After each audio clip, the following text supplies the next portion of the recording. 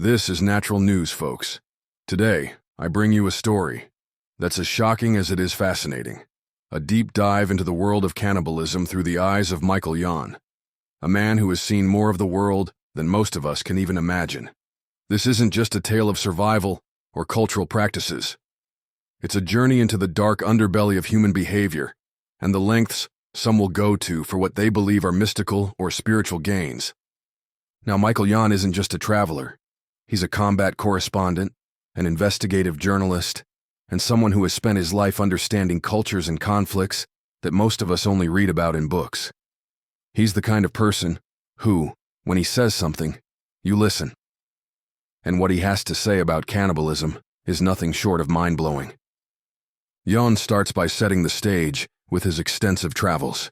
He's been to over 100 countries, spent years in Asia, Europe, the Middle East, and Central America. He's seen things that would make most of us squirm, like night markets in Hong Kong, where spiders, snakes, and scorpions are skewered and sold as snacks. These markets are a testament to how different cultures view food, and what might seem bizarre to us is completely normal to others. But it's not just about eating animals. Yon and Mike Adams, who is also a seasoned traveler, discuss how certain practices from one culture can be transplanted to another, often with unexpected results. For example, in the United States, where some migrants from cultures where eating animals like geese, ducks, and even cats are common, these practices can shock and disturb local communities. The conversation then takes a dark turn as Yon delves into his investigation of cannibalism. He starts with a story about a cannibal he encountered in India, a man known as a Naga, who is part of a cult that practices extreme forms of cannibalism.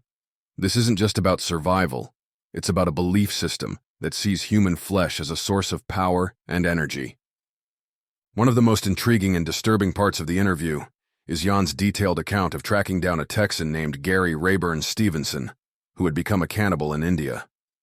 Stevenson, who changed his name to Kapilnath, was part of a cult called the Agoras, who believed that everything is made by God and therefore should not be rejected. This belief led them to engage in practices like cannibalism, necrophilia, and grave robbing. Yon's pursuit of Stevenson is a tale of persistence and danger. He spent months tracking Stevenson, using his skills as a tracker and journalist to piece together Stevenson's life story.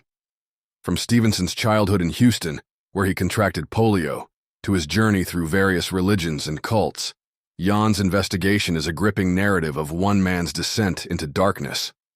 The most chilling part of the story is how Stevenson spoke about his cannibalistic practices. He claimed to eat human flesh daily, particularly enjoying the taste of fingers and young flesh.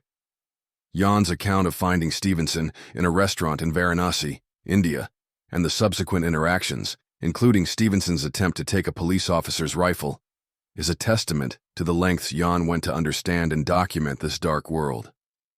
Yon also touches on the broader implications of these practices. He explains that cannibalism isn't always driven by hunger, but often by beliefs in mystical powers or spiritual gains. For example, in some parts of the world, people believe that eating certain individuals, like albinos or children, can grant them supernatural abilities. The interview also raises questions about law enforcement and the responsibility of journalists and citizens when they uncover such practices. Yon's frustration with the FBI and local law enforcement is palpable, especially when they seemed reluctant to act on the information he provided about Stevenson. As the conversation winds down, Adams asks Yon about vampirism, and Yon shares Stevenson's dark humor about vampires being competition. It's a reminder that the world is full of practices and beliefs that challenge our understanding of what it means to be human. So, folks, this story is more than just a shocker. It's a reminder of the complexity and diversity of human behavior. It's about the lengths some will go to for what they believe, and the importance of understanding and documenting these practices, no matter how dark they may be. Thank you for joining me today. If you want to support Michael Yon's work, follow him on Twitter at Michael_Yon.